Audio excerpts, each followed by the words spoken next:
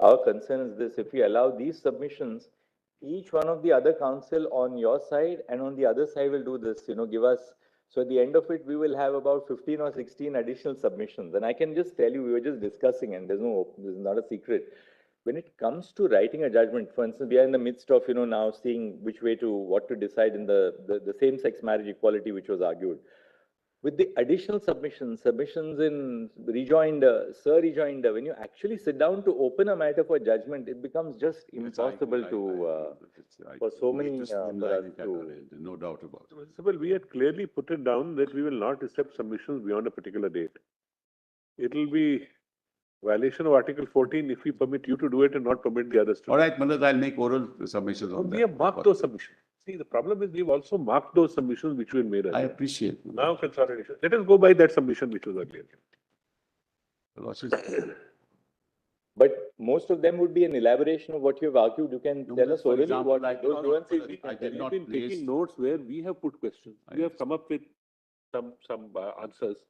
We have also been taking notes. Let me, Malaj, not waste your Lordship's time on it. Malaj, I'm telling your Lordships what has happened.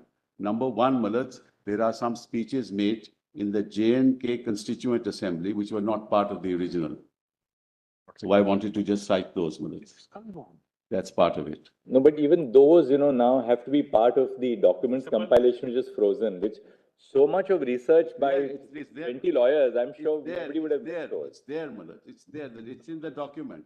But then refer to it in the documents, no difficulty. The record is frozen as when we began the hearing. Very well. The documents you can show us certainly no difficulty. Well. Doesn't matter. I'll show the documents. Yes. Whatever they are.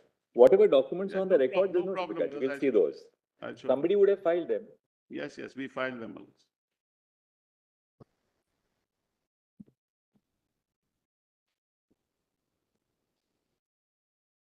Volume 8, Malaj. Yes. Yeah. That with what is this? Volume 7.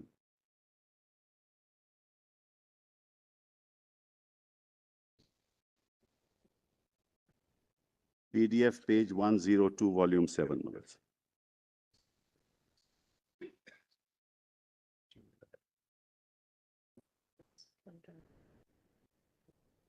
But where is the speech? Whose speech?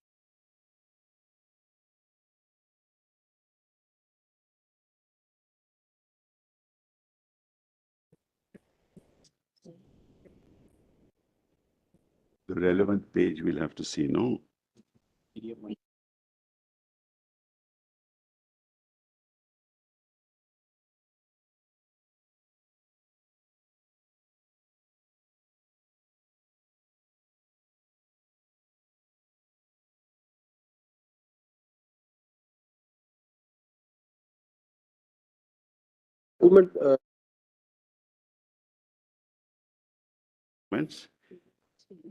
PDF page 101.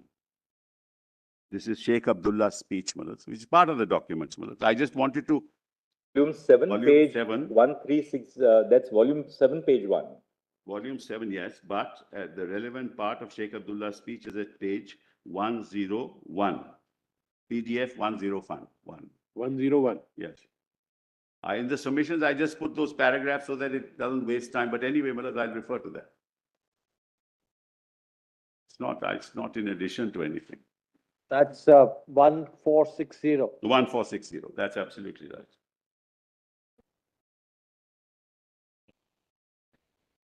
What is the date of the speech of Sheikh Abdullah? I just give that to you.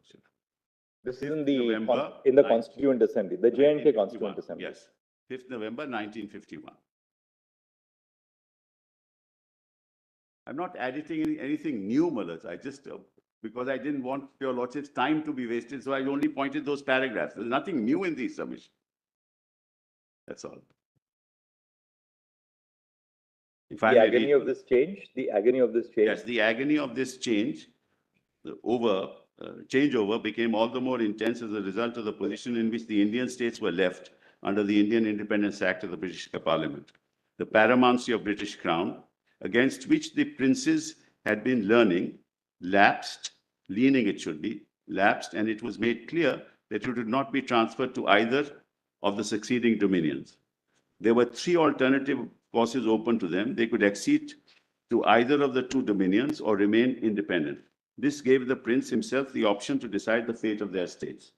Following the announcement of Mountbatten Plan on June 3, some of the Indian states acceded to Pakistan and some to India by means of instruments of accession executed through their princes.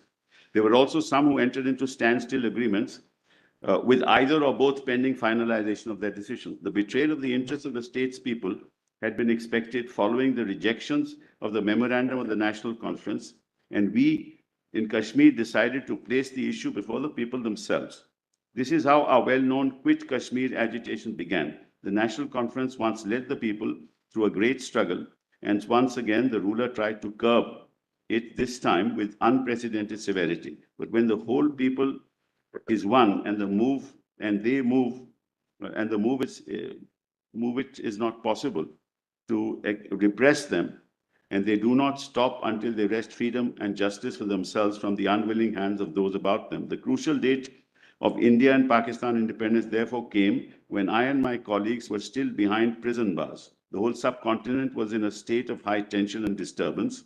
If at that time the head of the state of Jammu and Kashmir had even the slightest sense of realism or a proper awareness of the danger lurking in the situation, he would have immediately taken the people into confidence. By associating their representatives with administration, I am sure many of the complications that arose later could have been avoided. Instead of that, the Maharaja government entered into a standstill agreement with Pakistan, and this was accepted without question by that dominion. Now, the next is important.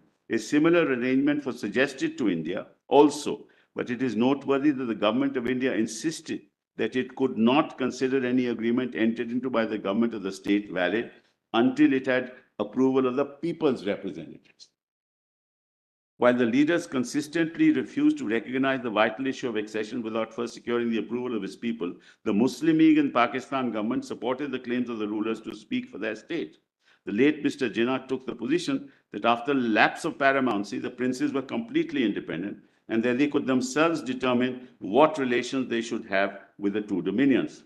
Throughout the struggles that the people of Kashmir waged against autocracy, we should never forget that the Muslim League leadership had completely dissociated itself from them, and that during the upsurge in 1946, their local party organs had assisted the administration to suppress the movement. At this crucial time, when Pakistan was under the cover of secrecy, perfecting its own plans, and the Dawn, the Muslim League official organ in Karachi, was appearing to the Maharaja to accede to Pakistan on the grounds that he would have great freedom there in India. It was at this stage, taking advantage of the isolation of the Kashmiris from the rest of the world, that Pakistan imposed an economic blockade upon us with a view to starving us to submission.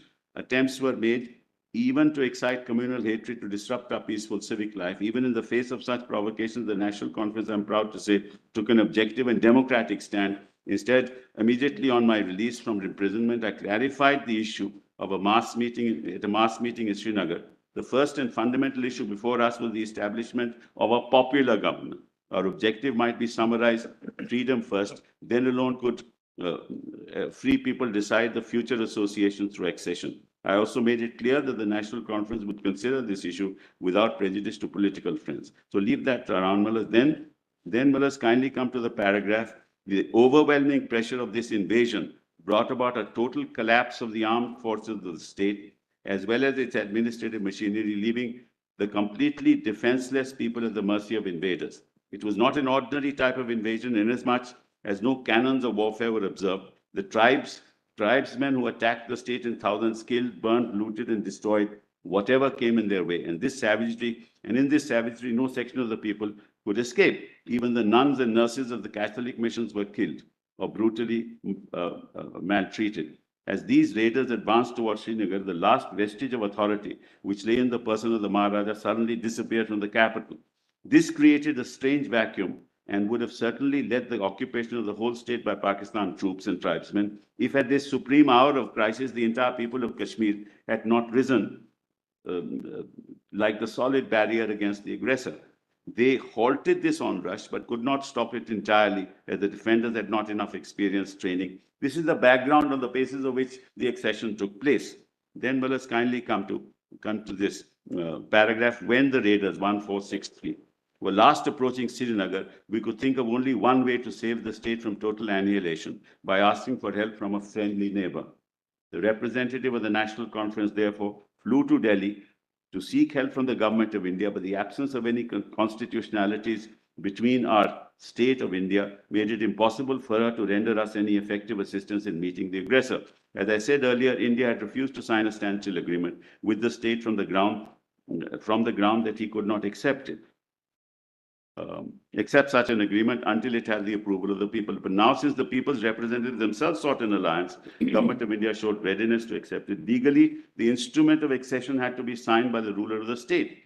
This the Maharaja did. While accepting that accession, the government of India said that she wished that as soon as law and order has been restored in Kashmir and our soil cleared of invader, the question of the state's succession should be settled by reference of the people. Actuated by sincere desire to avoid bloodshed and further conflict, the government of India approached the Security Council in 1948 with a plan against Pakistan. The request was simple. Contention of India was that Pakistan was responsible for the invasion of Kashmir and was continuing to help the raiders who had been employed as mercenaries. And it was further said that legally bound as India was to clear the Jammu and Kashmir state of raiders, might be constrained to pursue the invaders to their bases in Pakistan, which might lead to still bigger conflagration. India therefore wanted the Security Council to dispose of the case as quickly as possible in the interest of justice. That's how the question of plebiscite Mullah came before the Security Council. Then Mullah's paragraph, this is the essential background which we must fully take into account. Now I shall indicate some of the considerations which should be kept in view when you, the honorable members of the August Assembly, shoulder the grave responsibility of giving our considered opinion on this issue of accession, which affects not only the present generation of our people, but generations yet to come. Mullahs now skip the following paragraphs and then come to Mullahs, come the real character.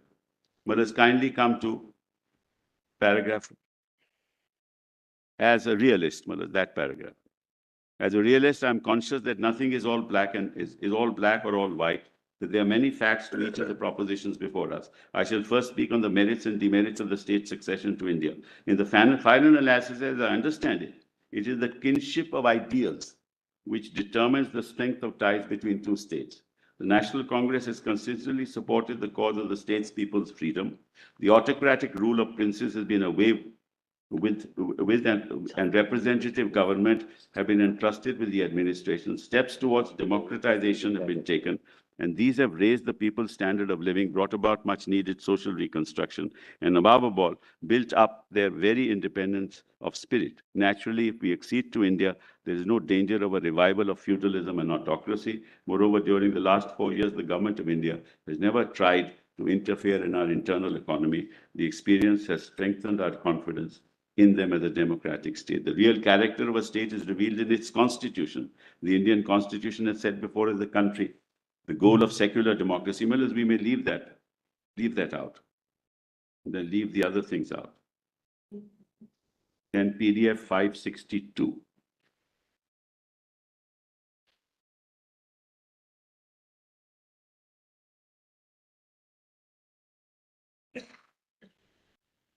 Speeches. Principle, they accept whatever. No.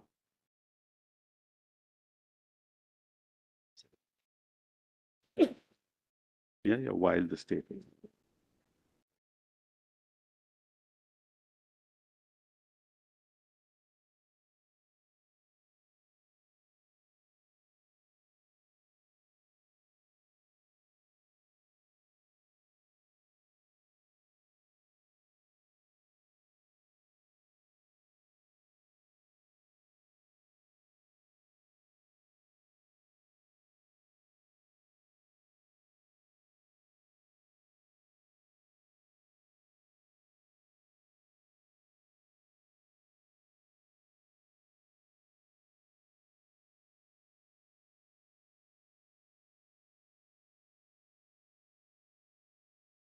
Yes. Is on 11th August 1952, soon after the Delhi Agreement in July 1952. And whereas in PDF 562 at 1921, he then explains why the provision is temporal. Here I would like to point out, my lords have that paragraph? Page?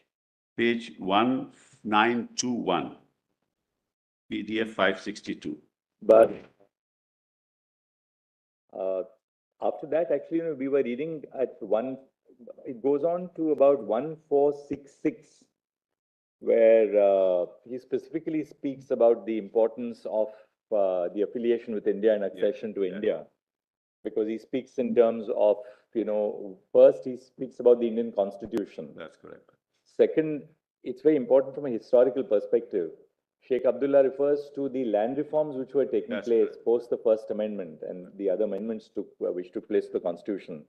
He says Pakistan, on the other hand, is a feudal state. That's correct. And therefore, our interests would not be protected in a feudal Pakistan as compared to an India where land reforms were taking place. Then he refers to the fact that, India has, of course, the access to the seas and therefore a better, as an economic powerhouse, for us to carry on trade through the auspices of India. And this really continues until PDF page 107. I didn't want to refer to it because it would take too long. Two, it's the background, but we're dealing with a temporary provision. That's why I didn't refer to it. But all that is very important. The reason is simple. Ultimately, what did J&K do? The people of J&K gave to themselves the constitution, just as the people of India gave to ourselves this constitution. So central to all this is the will of the people. And therefore, you'll have to compare it to the... Very interestingly, see how Sheikh Abdullah puts it. He says the most powerful argument which can be advanced in a favor is that Pakistan is a Muslim state. Yes. And a big majority of our people being Muslim, the state must succeed to Pakistan. But then he says, this claim of being a Muslim state is, of course, only a camouflage. It is a screen to dupe the common man so that he may not see clearly that Pakistan is a feudal state in which a clique is trying by these methods to maintain itself in power. Absolutely. Chief is right. The point I'm making, Malaj, ultimately, what's the essence in this matter that your lordships are hearing? The will of the people of a state where the executive act of the Union of India, which decimates the will of the people. That's the issue before you. That's what your lordship, because all the three acts of the Union of India are executive acts. 356 deletes the proviso of Article 3. That's an executive act.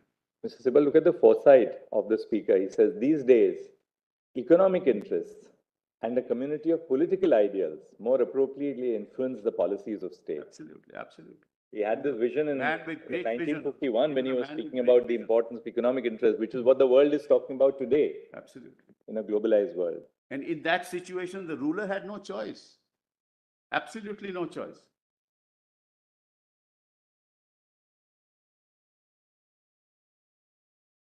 So, Manoj, the point I was making is that we are now dealing with three executive acts. One, the 356. Two, change of interpretation in the definition of Constituent Assembly under 367(1). And the abrogation.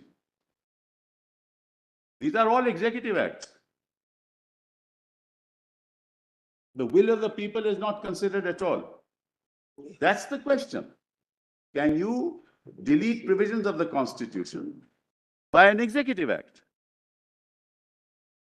Can you decimate the Constitution by an executive act? Can you change the Constitution by an executive act?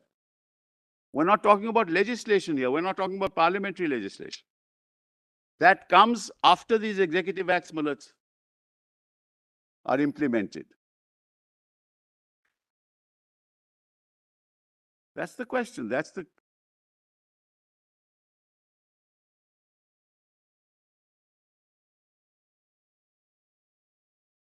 You can't change the Constitution of India as applicable to Jammu and Kashmir by deleting Article 3, the proviso to Article 3. You can't do that through an executive act.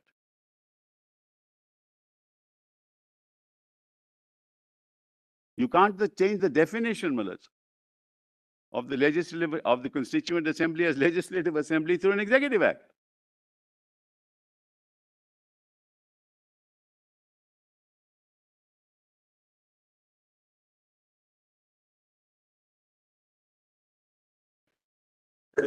Just, then I'll come straight away to the issue, Millards, 1921. 1921. Yes, PDF, Millards, 562. Yes, volume? Which volume is this, Mr. Sibu? Same volume, Millards, same volume. Volume 7. Yes, same, Millards, the same speech, Millards, comes a little later. 19. So, same speaker comes a little later, Millards. 11th August is the speech. Yeah. 1921. PDF page 562. 562, PDF 562.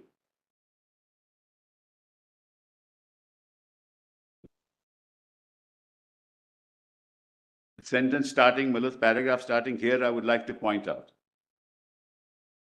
My lords have that? Yes, see some problem.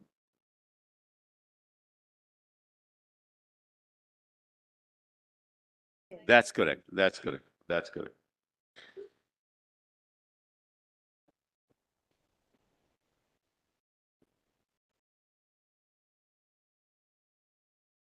Yes. All my lords have it. I'll read it. Here, I would like to point out that the fact that Article 370 has been mentioned as a temporary provision, the Constitution does not mean that it is capable of being abrogated, modified, or replaced unilaterally. Kindly mark the words unilaterally, which is exactly what has happened. In actual effect, the temporary nature of this article arises merely from the fact that the power to finalize the constitutional relationship between the state and the Union of India has been specifically vested in the Jammu and Kashmir Constituent Assembly. That's how Millards Parliament understood it in 370. That's how the state understood it.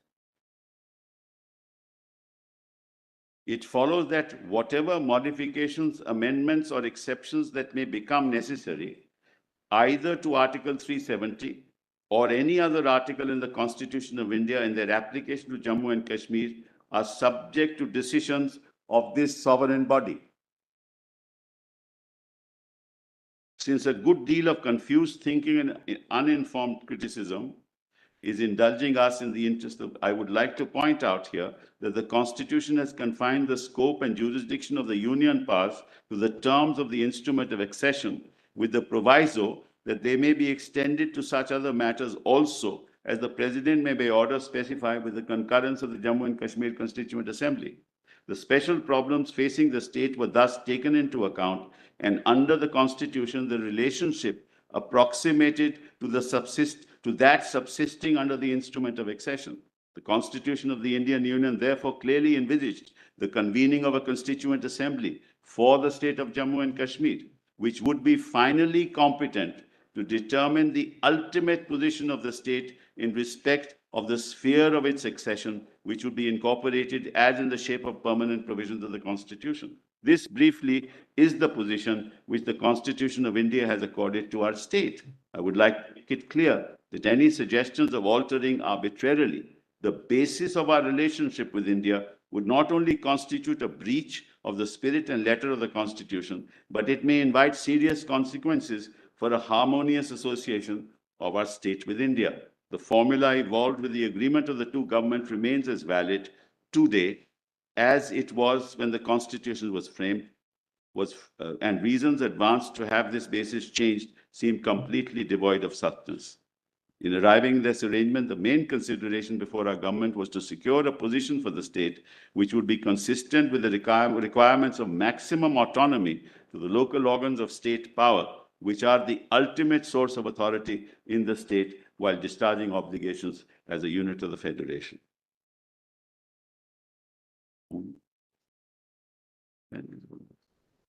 Then Millards kindly come, PDF 648.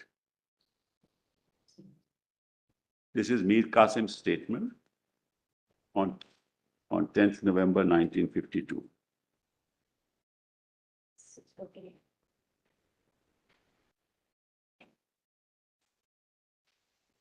And this is exactly what I've been submitting before your lordships from day one. A unilateral executive decision cannot change the terms of a relationship which are constitutionally embedded in Article 370.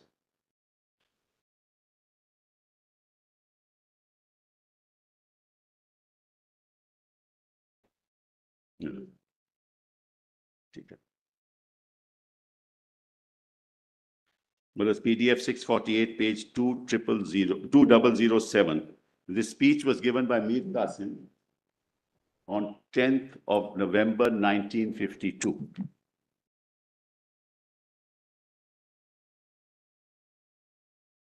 In the statement of the Sheikh, that discussion on his statement continues.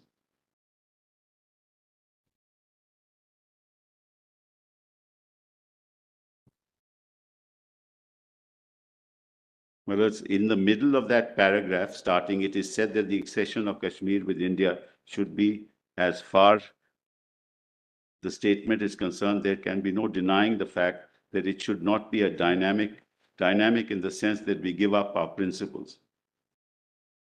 On the contrary, accession should help us in achieving ideals and preserving our autonomy, except, of course, in the objects we handed over to India. Our assembly is competent to make laws and decide the issues, if any, since we are enjoying complete autonomy. We can even frame and amend our constitution. In this collection, we have application under connection. It should be with the application order of 1950 of the Indian Constitution. According to this order, all these powers do not vest in the state. Now, the next is important. We want to develop Kashmir according to the program of New Kashmir. Some people say that it is just possible that in future Kashmir may also become a part of India like any other state and get merged with it. In that case, our internal economy will be reduced to naught and residuary powers will be snatched from us. In this connection, I will submit that the thinking of such people is morbid. These are the vested interests which create such misunderstandings.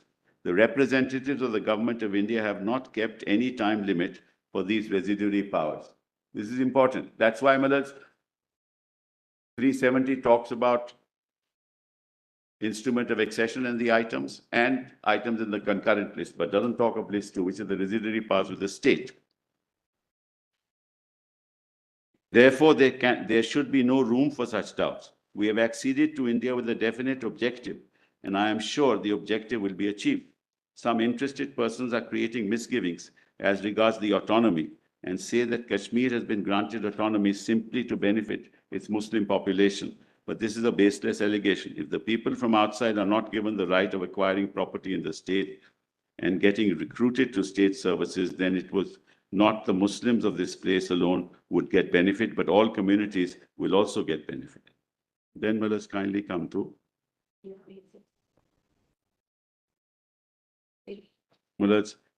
the social system which will be set up according to the program in New Kashmir will provide equal opportunities of development to all citizens of the state, be they Kashmiris, Ladakhis, or Dogras. Now, let's skip the rest. PDF page 694 now.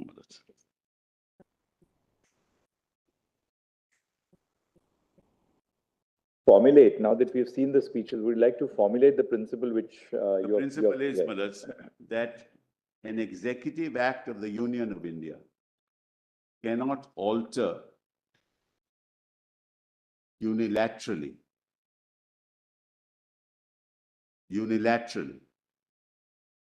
provisions of the Constitution of India as applicable to the state of Jammu and Kashmir. That's the central. Cannot alter unilaterally. Yes. The provisions of the Constitution of India as applicable to the Jammu and Kashmir.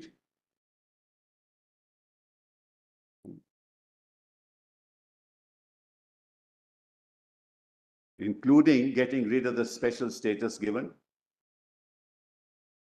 acceded to by the Union, by the Government of India, and by Parliament in enacting 370 of the Constitution. That's the submission.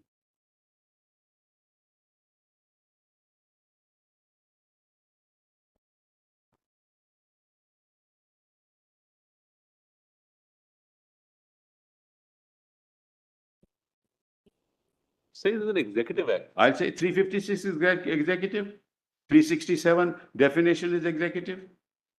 These are all executive acts.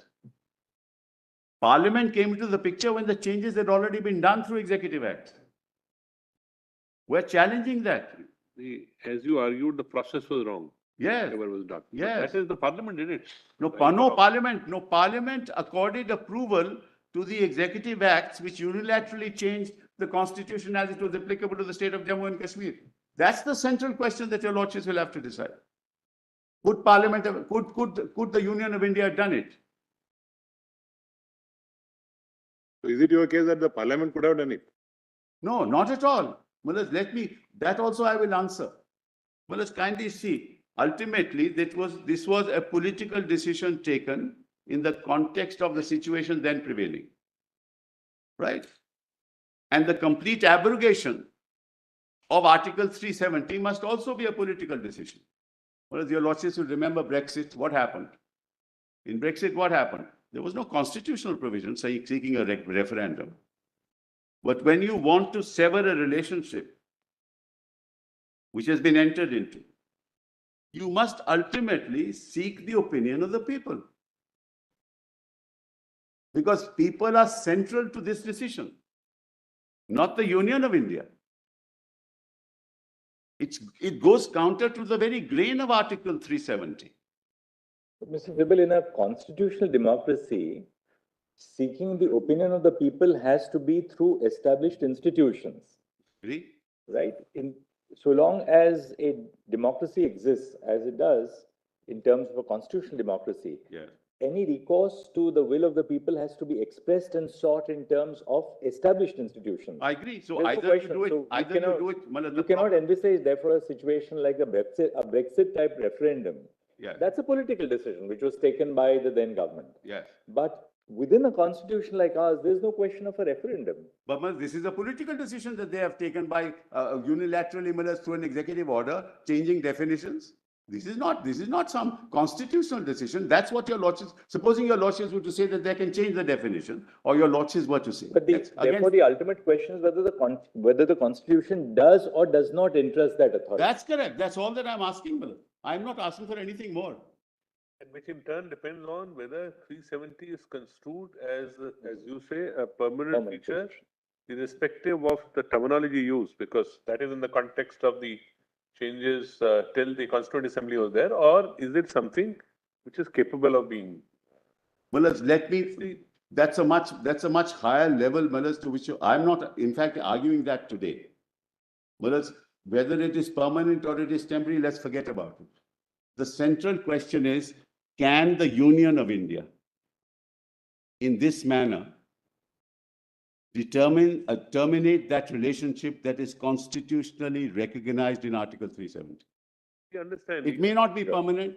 It may be permanent. It may not be. You may change it. You may. You may have. In the context that that was the argument earlier. So we have come to the next argument, which is the manner in which it is done. That's right. Is flawed accordingly. It's absolute. It's a fraud on the Constitution itself, according to me. It is politically motivated. It is a political act. These executive orders are political acts. They are not constitutional acts. That's my submission. And whether it is a permanent feature or a temporary feature is really, at the moment, not an issue. The reason why it's not an issue is maybe there is a constitutional way of doing this. I'm not addressing that. Nor have they resorted to that constitutional methodology. If they resort to it, it will be tested in a court. And on the process, you said last time that, first, the Section 92 power was vested in the governor, Yes. independent of the Council of Ministers. Step 36, 2, 38. Right. Step 2, the Legislative Assembly is dissolved by the governor under Section 53 without aid and advice. Yes. 3, the proclamation is issued under Article 356. Yes. You said that the object of the proclamation under 356 to eventually restore democracy. That's right. And not the decimation of democracy. Right. And then finally, we saw the amendment of Article 3 in the presidential notification. That's right. That's also an executive act. All these 4 steps, according to you, were constitutionally flawed. There was no provision for these 4 steps because you've essentially taken away the powers of the State Assembly and exercise them under the garb of 356. That's the submission. That's right. Absolutely. I'm deeply obliged to your lordship. But I just want to read one other. Only one last thing which I wanted to ask you. You made your point on the process which was followed. They will have to answer it.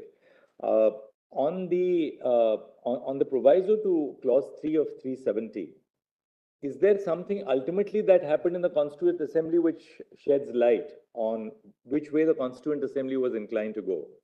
Yes. Because we are reading individual speeches. What happens thereafter at the end of this process Well, in 1957? The Constitution was adopted in 1957 Yes.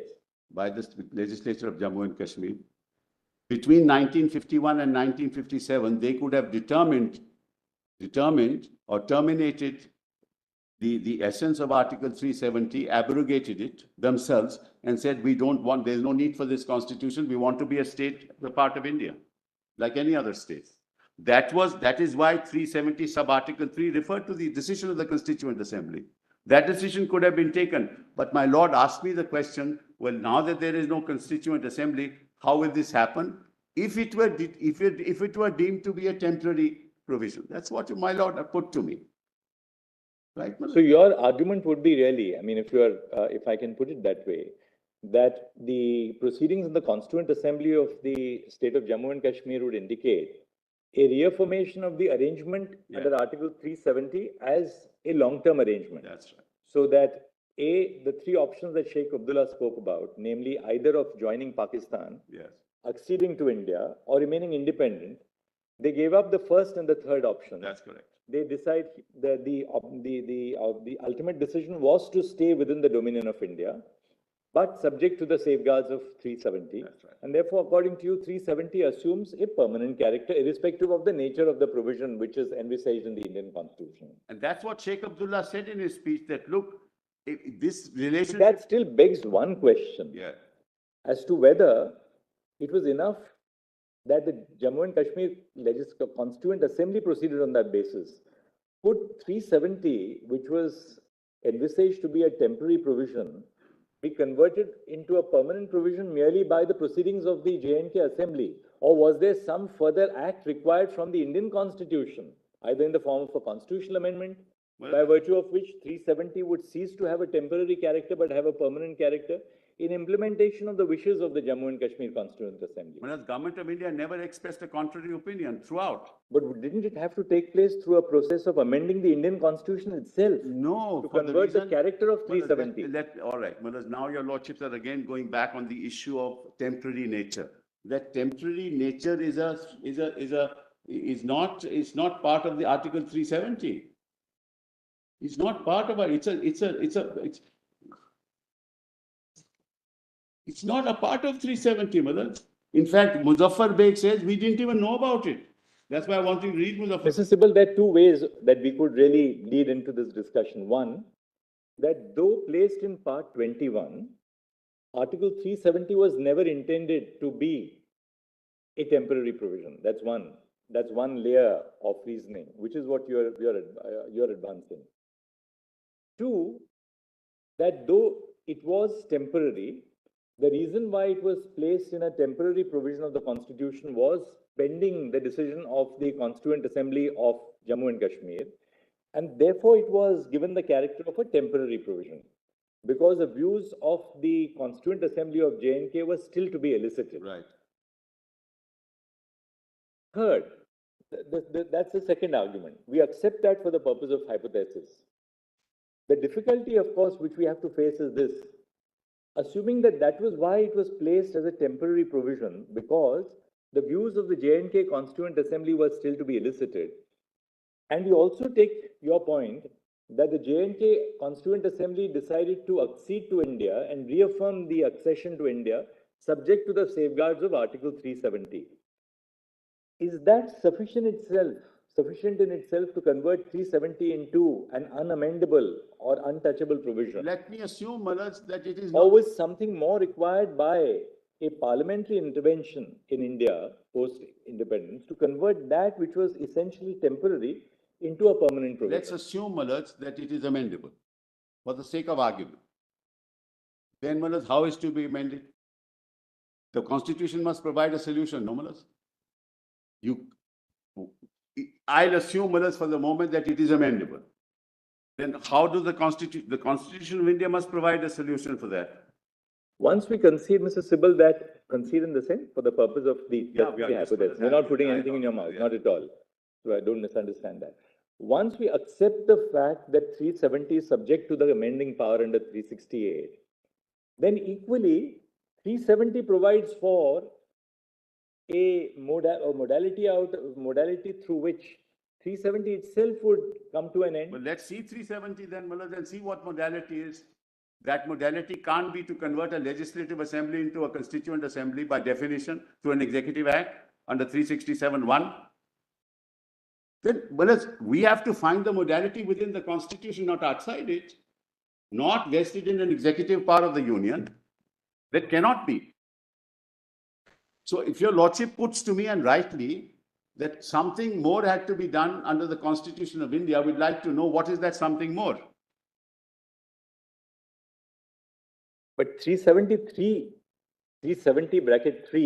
itself specifies the conditions in which the abrogation can take place. Which is the Constituent Assembly it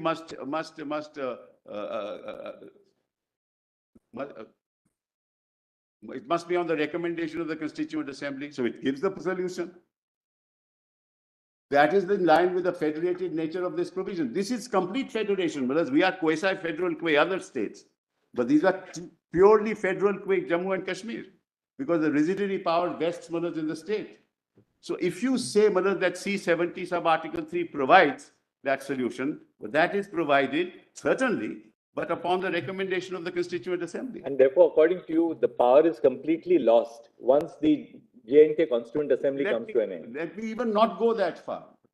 I'll assume that there is some power available. It may be 368. Let's say, it's hypothetical. We're not concerned with it. No, Mr. Sibal, no, when you argue, then we'll have to take one. 368 is power to amend the constitution. That's certainly there. Yeah. Now, when we look at 370 clause 3, now the issue would be whether 368 power is still available to amend the constitution. But your Lordship is not concerned with it in this matter. No, it is. It's very, very crucial. Because once we accept the fact that Parliament as a sovereign lawmaking body has the power to amend everything, including 368. Yeah. 370. Including 370. Yeah. Then any amendment of 370 may be subject to criticism on the ground of morality, but not power. No, but it's not an action. Maybe it's a political argument, but not a power. It's not an argument of constitutional power. This is not action under 368. Your Lordship is not going to hypothetically say this is an action under 368 when 360 has not been invoked. But then likewise, the exercise of power under 370(3), can it not be then criticized? It's a question of criticizing it as a political criticism. But is it an argument of the absence of power? Where is that in 370? And the that court power? the court is concerned with either the existence or the absence of power, right? Not that I should ask your Lordships, where is that power in 370 that says that 368, you can do it under 360? So 368 is the power to amend the constitution. But we are not, are we concerned with that here? I'm sorry, Manoj, you require 2/3. You represent. There are independent avenues. You have the power to amend. Manoj, You have the power within 370 to abrogate. But Manoj, in that independent avenue must conform to the provisions of the Constitution.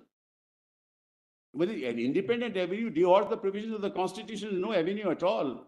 Mr. Sibal, for the timing, if we ignore the proviso to clause 3, in fact, the clause 3 itself, independent of the proviso, gives the power to the president itself to abrogate 370. If we forget about the proviso. I'm sorry to say that, Manoj. I'm really Just sorry. read There is a just read it proviso. once again. Just read You it can't once exercise that power without the proviso. No, the proviso is something different. We are examining the proviso independently. But independent of the proviso. Clause 370 comes into play on the recommendation of the Constituent Assembly. Your Lordship is putting it the other way around. It comes on the recommendation of the Constituent Assembly that the President will exercise power, not the other way around. That's why I said you can't even initiate a bill. Your Lordship will remember that. You can't even initiate a bill. Forget about anything else. Another problem is that then we would be redrafting the substantive part of clause 3 to postulate that the power under the substantive provision of clause 3 can be exercised so long as the Constituent Assembly of J&K is in existence. In which case, will the proviso not swallow up the main provision? But that's what it says, that unless that recommendation is there, you can't exercise your power. President can't exercise power under 370, sub-article 3. It says so.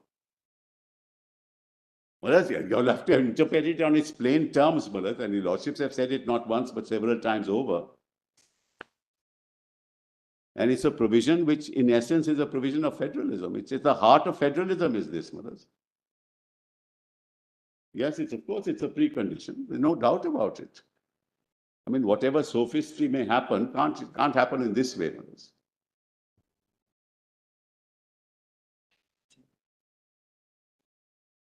And Malat, 373 power has been exercised by the Constituent Assembly, saying no recommendation. And I'll come to your lordships a judgment of Sampath Prakash Malas, which actually deals with this issue. So let's be clear, Malas. Where does the Constituent Assembly specifically says that it doesn't the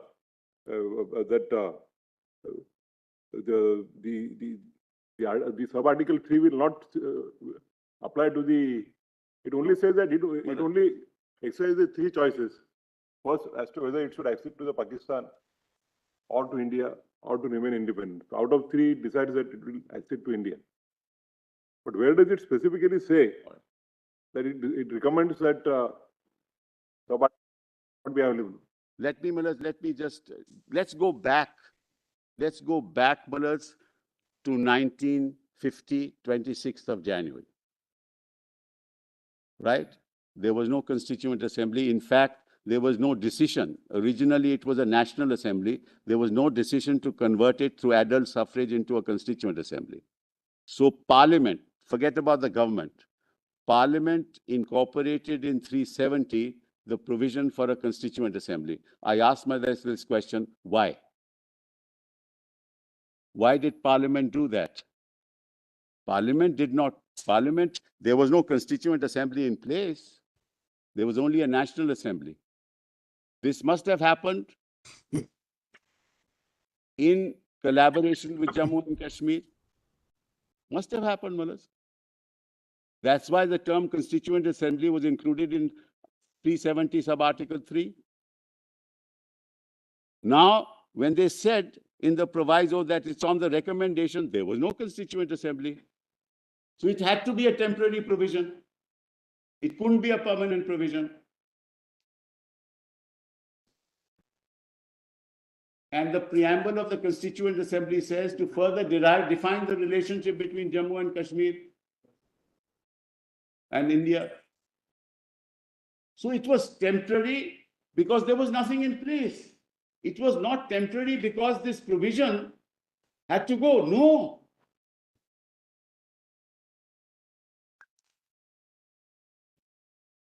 And therefore, Malas, that relationship was to be decided by the Jammu and Kashmir Constituent Assembly, which had to affirm all laws that had been passed. Even the laws could not be passed till such time it were ever confirmed during this period by the Constituent Assembly. So the Constituent Assembly actually was exercising a dual role at that point in time. And the government of India in 1950, in Parliament, recognized that it is the Constituent Assembly on the recommendation of which 370 will be abrogated. There would have been no constitution of Jammu and Kashmir. Let's put it that way. There would be no constitution of Jammu and Kashmir, Malas. If 370 had been abrogated, it would be yet another state of India. Mr. Sibal, you've made your point now. I think basically as we see it, your argument is in three layers. We looked at the background, the history. We look at 370 in the background, the constitutional history, the other history which we saw pre-independence. We interpret 370 therefore in the context of that history, and then we've gone to the modalities which were followed for abrogation, which you have said is unconstitutional. Now, after having explored this terrain, Let's which is go the on to next, the others. how do we now progress? Come back to the list of dates, Malas. Right. Malas, may I, with your 2 minutes I'll take. There is a speech by M.A. Beg, Afzal Beg, Just it'll take only. Just give us just the page and Pages the gist of it, you can tell us. At 694, PDF 694. It's only temporariness of the article. That's why that's the last person. You need not go through it. It refers to the temporary nature of the It article. would be in the same vein as Mir Qasim's speech at 648. And Mullahs, kindly note this, he was a representative of Jammu and Kashmir in India's Constituent Assembly. There were 3 members total, he was one of them. So he was part of the Constituent Assembly of India as well.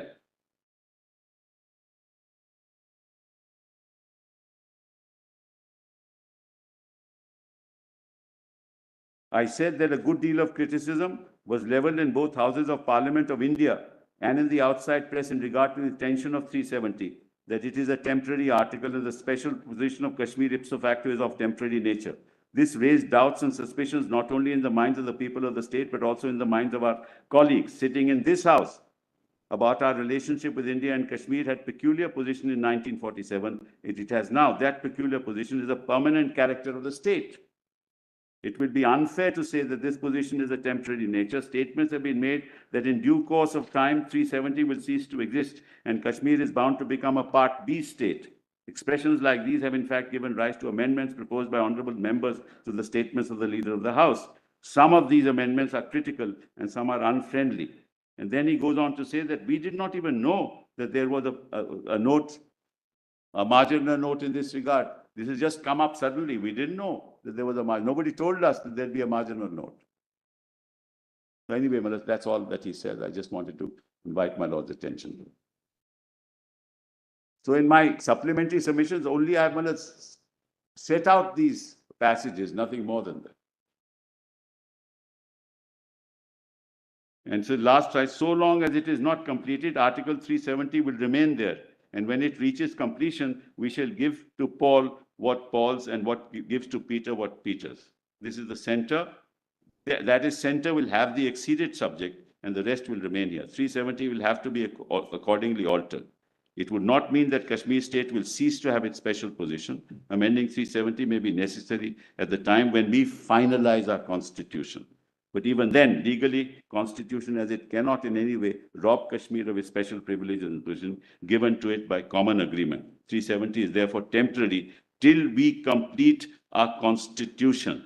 That's the spirit with which it was incorporated into the Constitution of India. This is the point, Madam.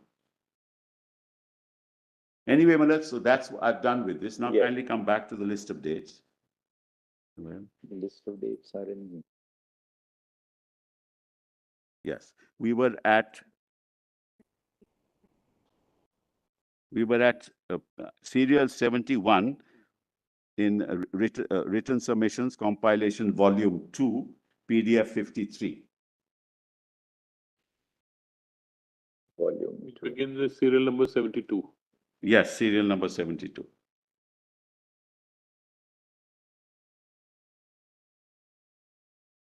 Let's read 71, 3rd of August.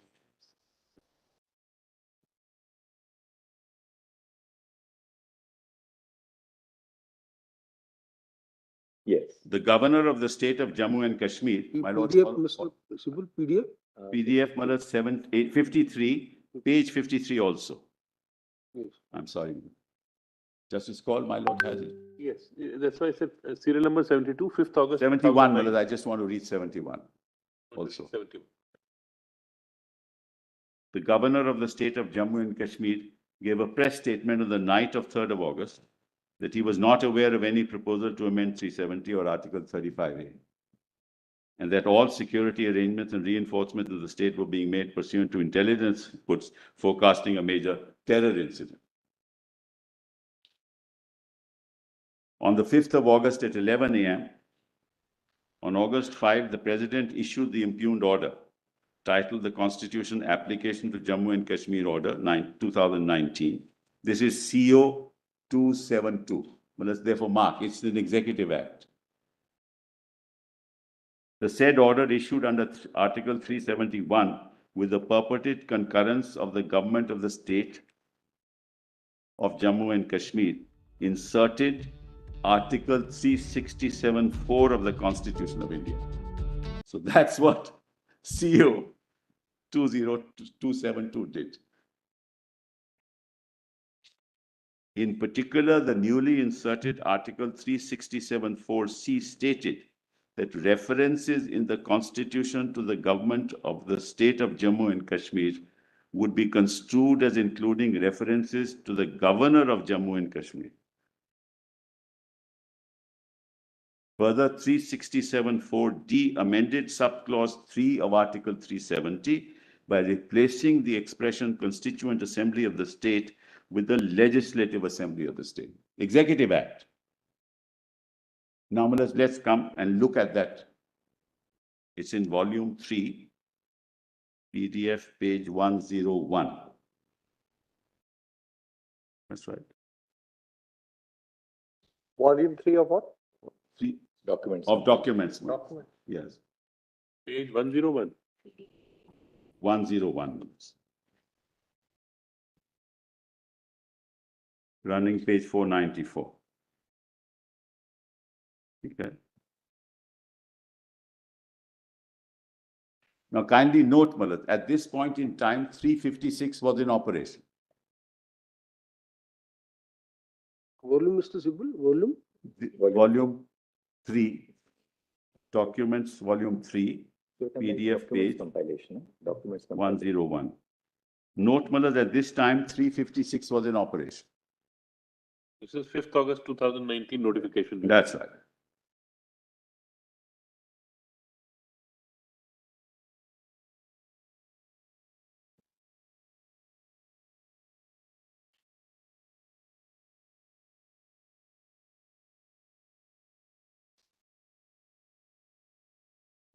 In exercise of the powers conferred by Clause 1 of 370 of the Constitution, the President, with the concurrence of the government of the state of Jammu and Kashmir, could never be done.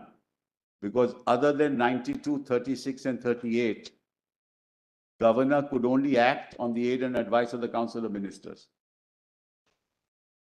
That's the Jammu Kashmir Constitution.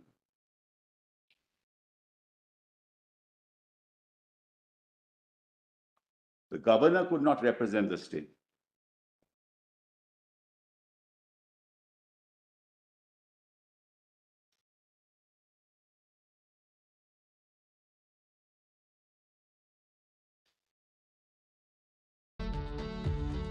So the very inception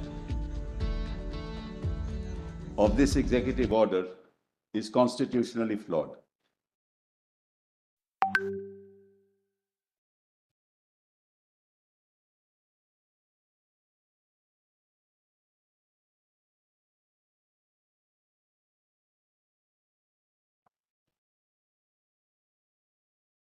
In exercise of the powers conferred by Clause 1 of 370, the President, with the concurrence of the government of the state of Jammu and Kashmir, is placed to make the following order.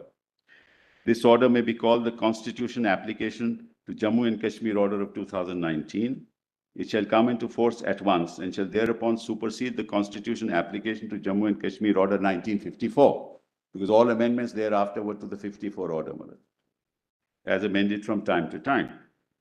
All the provisions of the Constitution as amended from time to time shall apply in relation to the state of Jammu and Kashmir, and the exceptions and modifications subject to which they shall so apply shall be as follows. So, to Article 367 shall be added the following clause. 4.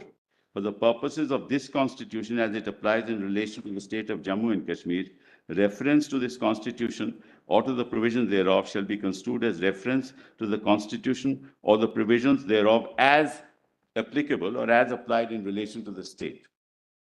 Reference to the person for the time being recognized by the President on the recommendation of the Legislative Assembly of the state as Sadr Riyasat of Jammu and Kashmir, acting on the advice of Council of Ministers of the state for the time being in office, shall be construed as references to the Governor of Jammu and Kashmir.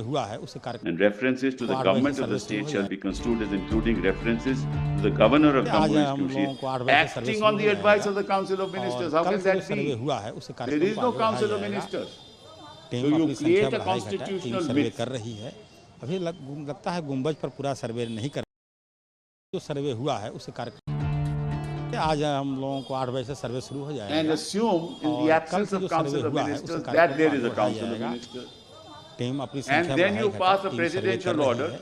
अभी that लगता है even in Mumbai the का पूरा absence of सर्वे नहीं council कर of pi ministers, है the governor is तो acting on Mumbai the पे aid and करेगी। advice of the council of तहखानाओं में ministers. वृद्धि What गति kind में of सर्वे हो exercise रही है। executive power there अभी is? 82 के तहखाने से मलबा कल तक नहीं हटा था।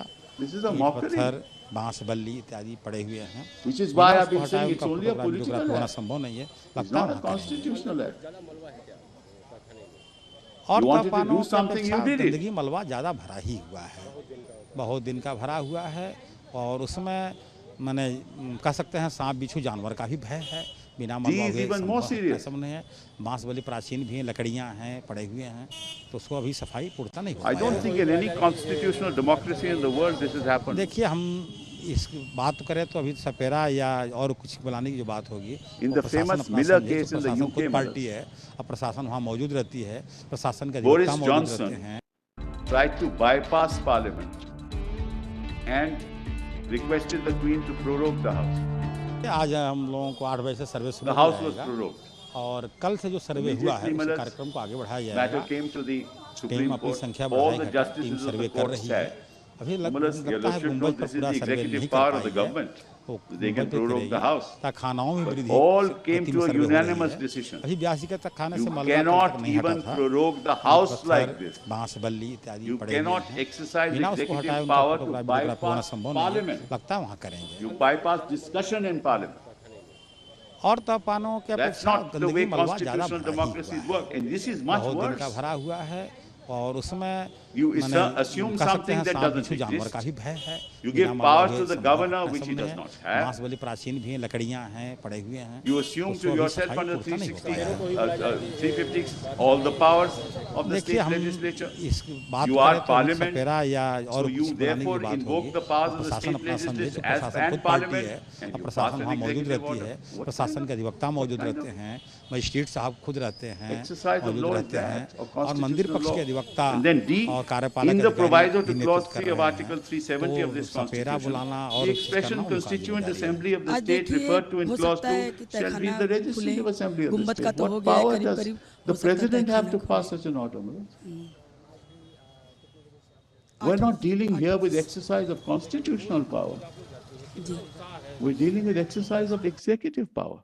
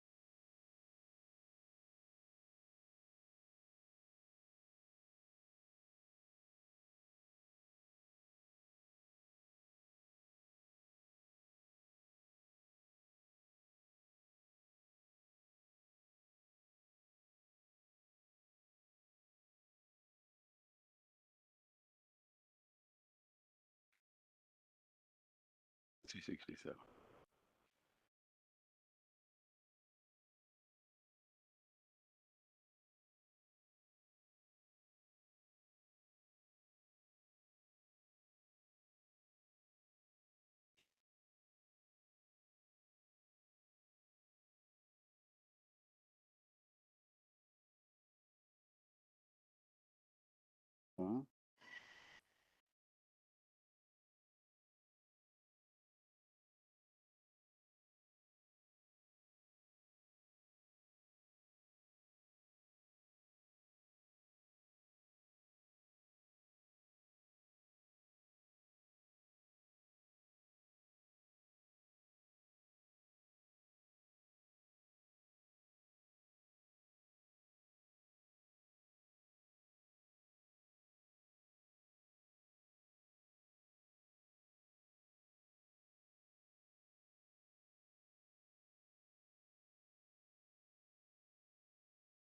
सदन के अंदर शायद आप लोगों ने कल देखे होंगे, सुने भी होंगे,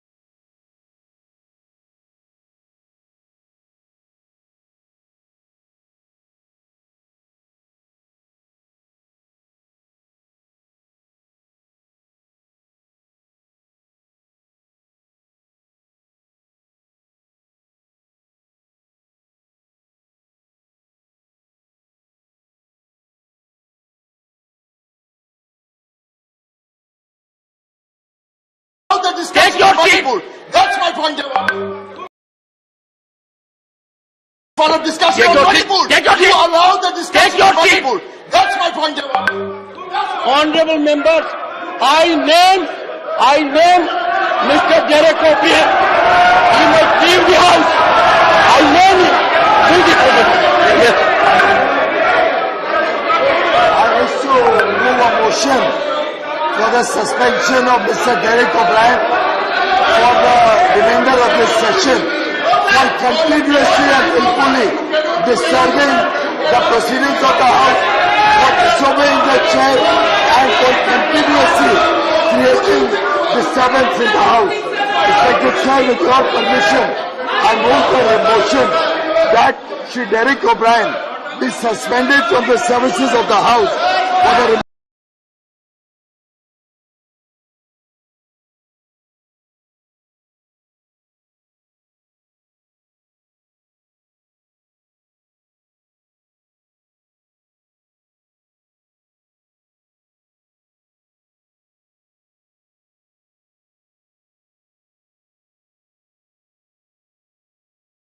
When the leader of the opposition has been asking for a discussion on Manipur, you allow the discussion on Manipur. That's my point. Honorable members, I name Mr. Derek O'Brien. He must leave the house. I name him. Yes. I wish to move a motion for the suspension of Mr. Derek O'Brien for the remainder of this session for continuously and willfully disturbing the proceedings of the House, for disobeying the chair and for continuously creating disturbance in the House. Respected Sir, with your permission, I move for a motion that Shri Derek O'Brien be suspended from the services of the House for the remaining part of the current session for his unruly behavior and becoming of a member of Rajya Sabha today, the 8th of August 2023, shouting slogans from the well of the House, thereby disregarding the authority of the chair, and from his chair disregarding every instruction of the chair and bringing disrepute and shame to this august House. Derek O'Brien is directed to leave the house. He is suspended for the rest of the session. The house is adjourned to meet at 12 noon. Amendment to 367 necessary at all?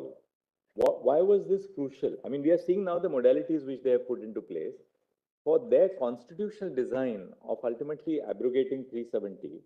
Why was this amendment to 367 necessary? Because, brothers, they themselves gave the power of the Legislative Assembly, which they were exercising in 356 as the Constituent Assembly, and recommended.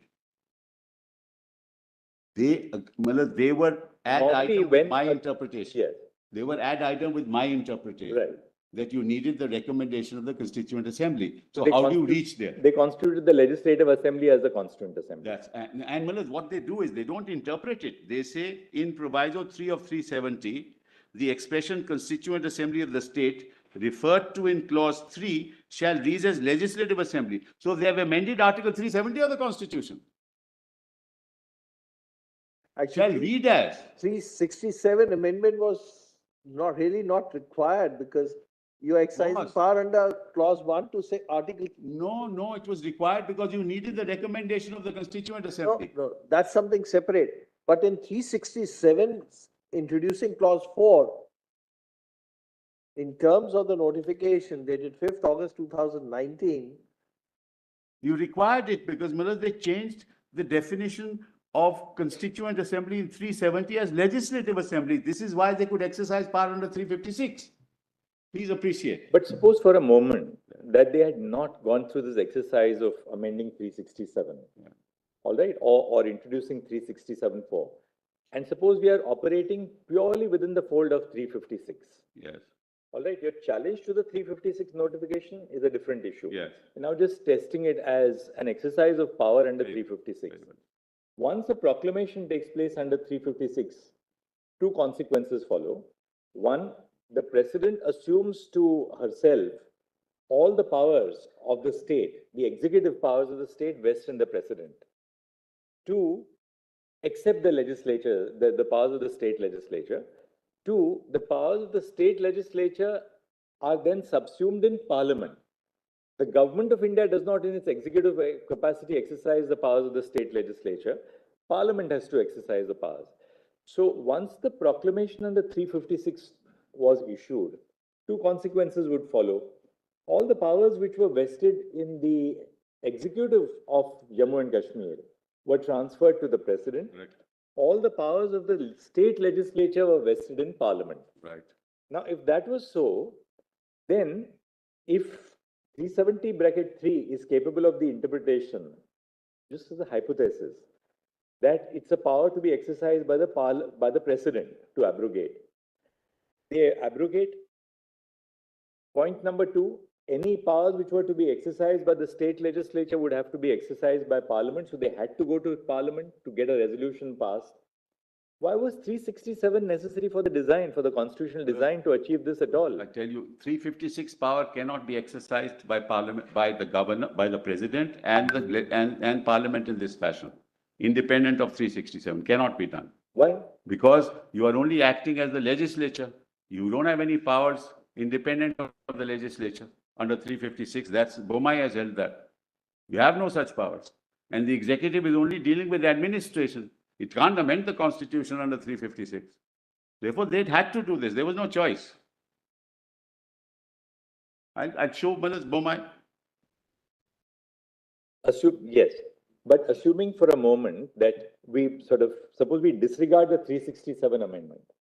Even if you do, then you can't exercise it under 356 at all. It's even worse, it will be a dead letter. It will be inchoate. Because you can't amend constitutional provisions through 356. You can only exercise the power of the state. Parliament can do it. Fair enough. Therefore, if that part of the notification, which amends 367, is kept aside for a moment, then what is the consequence? The consequence is that 356 power cannot be exercised in the same fashion. No. To achieve the same result. See, the 356 power is the power of the state legislature and the state executive, which has now been vested in the president and in parliament, respectively. Correct. You may be right for a moment, subject to hearing them, that look, how can you exercise the power to amend the constitution by taking recourse to 356? Fair enough. We got that point and we'll hear them on that. But assume that we disregard this whole process of what took place under 367. Either disregard it or hold that it was constitutionally impermissible. Even so, does it affect? That's a separate issue, Malad. I'll address your lordships on that. Right. At the moment, I'm on this executive order. I'll come to 356. I'll come to the other issues later, Malad. Because ultimately what you then do is Parliament is exercising power as a legislature and Parliament is exercising powers under 356 as well. Correct, Malad? And as a legislature of the state, let's assume, the state had to convert itself into a constituent assembly in terms of 373. I think what they believed was they proceeded on a particular hypothesis that consultation with the constituent assembly is necessary. That's right. So therefore, they said that, all right, we are now going to replace the word constituent assembly by the word legislative assembly, which they sought to achieve by amending the constitution. No, it's a recommendation of the constituent. It's not just converting it. You can't. The first step was to amend the constitution. Yeah, you recommend it to yourself because you have a political objective to recommend it, and Mullahs, you take the decision yourself. Yes. These are very problematic, Mullahs. And see the consequences of this. That means through an executive order, you can change any provision of the constitution because you have majority. But this majoritarian culture cannot destroy the edifice of what our forefathers gave us. So your argument, therefore, is that you cannot exercise the power under 356 to amend the constitution. Exactly. That point you... That's right. And they cannot possibly justify it unless there is some new jurisprudence that comes to light that they can do what they like as long as they have the majority. As it is, Mullahs, now one of your esteemed colleagues has said, Mullahs, that in fact basic structure, those theories also doubtful. Maybe it is. Maybe After- refer to a colleague, we have to refer to a sitting colleague. Once we cease to be judges, they are opinions, not binding diktats. That's true. Of course, it's not binding, but I'm surprised. On 11th of November 19. Parliament doesn't discuss what goes on in the court. No, I'm not Court discussing should not- anything. should I am not discuss what goes on in Parliament. No, I'm not And discussing. everyone, my lord, has a freedom This of is a public view, freedom of expression. No, I know. But I assume he has the freedom of expression, what say to pay, what he likes. I don't dispute that, Mullah. I'm just saying, Mullah. Of course, absolutely. We're starting a debate on that because of this majoritarian culture again.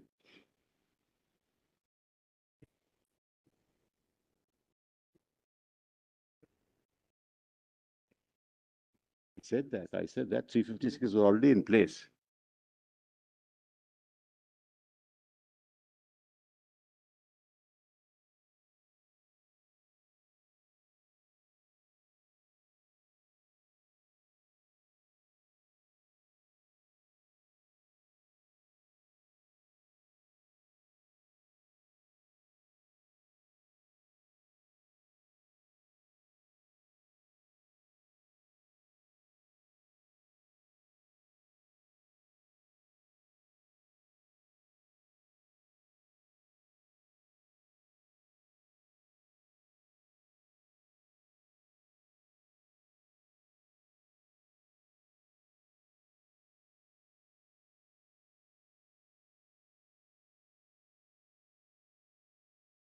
Mr. Sibal is responding to the parliamentary debate here because possibly he was not there in the parliament yesterday. That is true. That is absolutely true. It was that place where he could have learned, You are right. expressed You're right. his views on basic No, structure. not my view. I'm not, my view is clear because my view is the court's view. I can't go beyond that. But I'm an officer of the court, Mullah. In court, I have that constitutional view. Outside may have a different view. Mullah, anyway, that's neither here nor there, Mullah. It's just an aside, Mullah. But there must be some element of humor and mirth in court as well, Mullah. Not everything can't be this serious. Yes, Mr. President.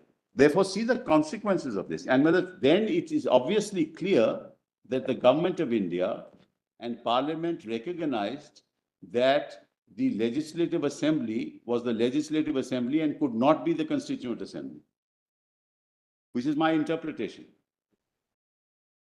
Therefore, it became necessary because they also knew that the Legislative Assembly can't be the Constituent Assembly. That's precisely what I've been arguing.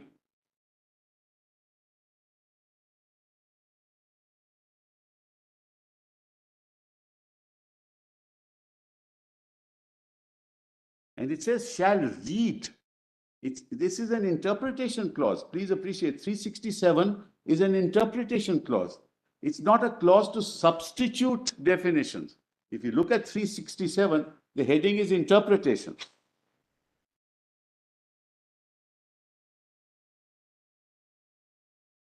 It's not substitution.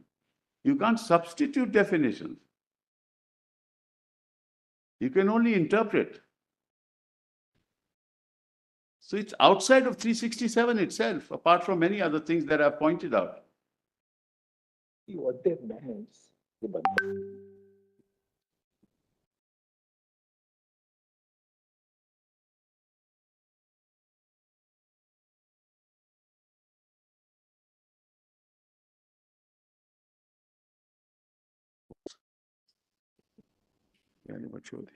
Yes.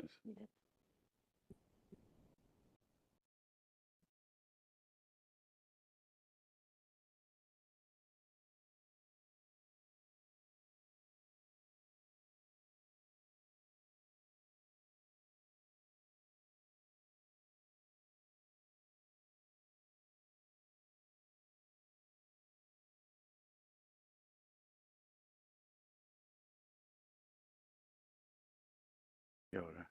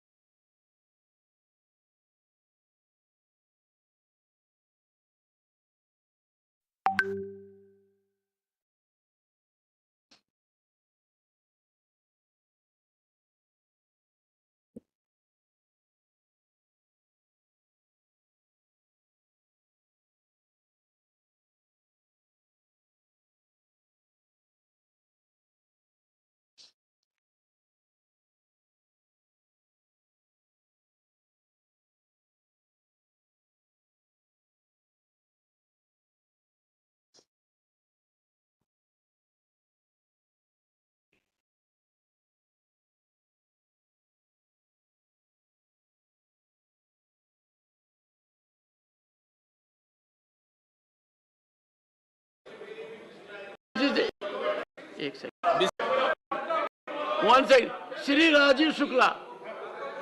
Sir ये एक second. Sir मैं संसदीय कार्य मंत्री था, इस तरह जब कोई मंत्री नहीं आता था हमेशा चेयरमैन हामिद अंसारी साहब बहुत जोर से डांट लगाते तो वार्निंग देते थे, और वेंकैया नायडू भी। आप इनको ढीला छोड़े। कल मशीन नहीं चली संसद की, दिन भर से तैयारी रखनी चाहिए थी, वोटिंग मशीन नहीं चली।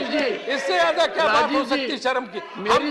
हम बात कर रहे हैं डिजिटल इंडिया की, डिजिटल इंडिया की बात कर रहे हैं और हाउस में वोटिंग नहीं हो पा रही है। कौन सी बात है? मेरी समस्या क्या है? आपकी समस्या बहुत साफ है। डांट लगाना आता नहीं है। आप हमें डांटते हैं। डांट लगाना नहीं आता मेरे को। I believe in persuasion, I don't believe in aggression.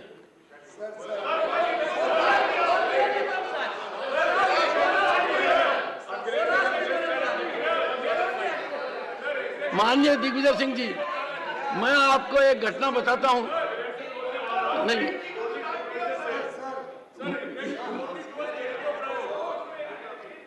विपक्ष इतना विषयहीन हो गया है कि अब इसका भी विषय बना रहे हैं। राव इंद्रजीत सिंह जी थे हाउस में, उन्होंने पहला आइटम टेबल किया सदन पर। ये क्योंकि क्वेश्चन से रिलेटेड है, क्वेश्चन आर के बाद लिस्टेड है यहाँ पे, उनकी समझ में ये क्वेश्चन आर के बाद आएगा, इससे वो बाहर गए कि मैं क्षमा मांगता हूँ। आपने कॉल किया, वो नहीं थे। अगर आप अनुमति दे तो मैं उनके बिहाफ पे ये स्टेटमेंट कर दूं। ऑनरेबल मेंबर्स, एक सेकंड, मुझे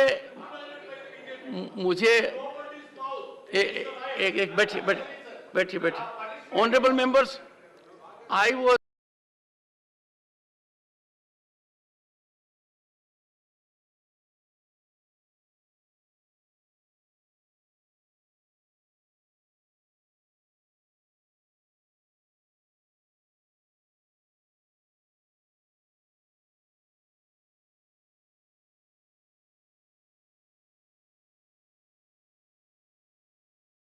तो मैंने कहा कम से कम करेक्शन हो जाए। So the honourable minister is not at fault and that is why Rajiv ji I keep subdued. 12 बजे शुरू करते हैं, एग्री करें। वन सेकेंड, चेक कर चेक।